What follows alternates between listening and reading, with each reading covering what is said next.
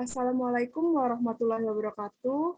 Di sini kami dari kelompok 2, mata kuliah Logika, akan mempresentasikan materi mengenai counting. Sebelumnya, mohon izin memperkenalkan diri, nama saya Ciri Sabrina dengan NPM 21150610042. Nama saya Gevira Salsabila Kalistra dengan NPM 21550610003. Saya Alma Agustina dengan NPM 21150619090. Baiklah, langsung saja ke pembahasan presentasi. Kali ini akan dibawakan oleh Gevira Salsabila Kalistra yang pertama.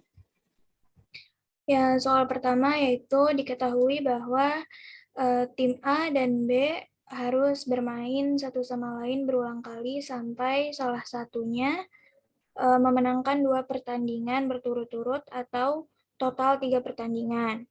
Salah satu cara turnamen ini dapat dimainkan adalah dengan A memenangkan game pertama, B memenangkan game kedua, dan A memenangkan game ketiga dan keempat.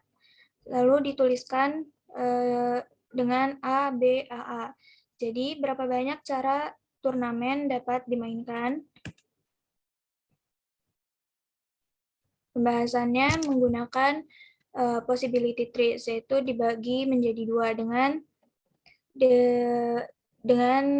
di mana A ini merupakan root atau mulainya dan B merupakan leaf atau terminal poinnya. Kemudian di sini terdapat 10 kemungkinan yang dimana dalam 5 kasus A menang dan kasus lainnya yaitu B yang menang. Dan minimum jumlah permainan yang harus dimainkan untuk menentukan pemenang adalah 2 dan maksimum yang harus dimainkan adalah 5. Lalu soal selanjutnya, misalkan sebuah instalasi komputer memiliki 4 unit input atau output, yaitu A, B, C, dan D, dan 3 central processing units, yaitu X, Y, dan Z. Kemudian setiap unit input atau outputnya dapat dipasangkan dengan unit central processing unit. Berapa cara untuk memasangkan unit input atau output dengan central processing unit. Pembahasannya yang pertama itu menggunakan possibility trees, yaitu dengan seperti di gambar, dengan memasangkan unit input atau outputnya masing-masing dengan central processing units-nya, yaitu X, Y, dan Z. Yang kedua dengan metode perkalian, dengan cara memasangkan kedua jenis satuan dengan jumlah cabang pohon, yaitu 3 ditambah 3 ditambah 3 ditambah 3, karena possibility trees-nya terdapat 4 input atau output, dan central processing unit-nya itu ada 3, jadi 4 kali 3 sama dengan 12. Atau dengan kata lain, untuk pemasangan kedua jenis satuan ini dengan mengalihkan jumlah input atau output-nya, yaitu yang tadi 4 kali 3 sama dengan berarti ada 12 cara. Selanjutnya akan dibahas oleh Helma Agustina. Baiklah, soal berikutnya. 2 kota kecil hanya memiliki 500 penduduk. Apakah harus ada 2 penduduk yang memiliki tanggal lahir yang sama? Mengapa? Pembahasannya. Next.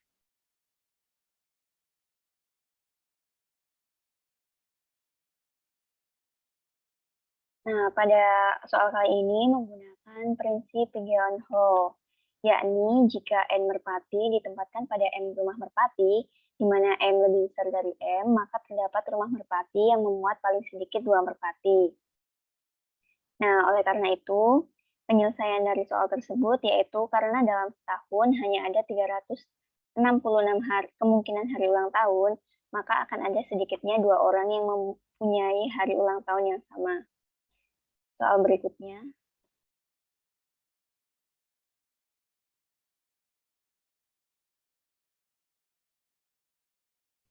Kata sandi akses komputer terdiri dari 1 hingga 3 huruf yang dipilih dari 26 huruf dalam alfabet, dengan pengulangan yang diperbolehkan. berapa banyak kata sandi yang berbeda? Berapa banyak kemungkinan kata sandi yang berbeda? Pembahasannya, kita anggap bahwa alfabet terdapat beberapa himpunan, yakni himpunan jumlah kode akses yang memiliki satu huruf, yakni ada 26 huruf dalam alfabet sehingga ada 26 anggota himpunan. Selanjutnya yakni himpunan jumlah kode akses yang memiliki 2 huruf, yakni 26 pangkat 2 yang memiliki hasil 676. Selanjutnya, himpunan jumlah kode akses yang memiliki 2 huruf, yakni yang memiliki 3 huruf, yakni 26 pangkat 3, yang menghasilkan 17.576. Selanjutnya, total jumlah kata sandi, yakni 26 ditambah 676 ditambah 17.576, sama dengan 18.278 kata sandi. Berikutnya akan disampaikan oleh Celi Sabrina. Baiklah, untuk soal nomor 5. Berapa banyak bilangan bulat 3 digit bilangan bulat dari 100 sampai 999 inklusif yang habis dibagi 5? Pembahasannya, menggunakan rumus suku ke N baris aritmatika. Menentukan bilangan yang habis dibagi 5 antara 100 sampai 999, yaitu 100 sampai 995. A sama dengan 100.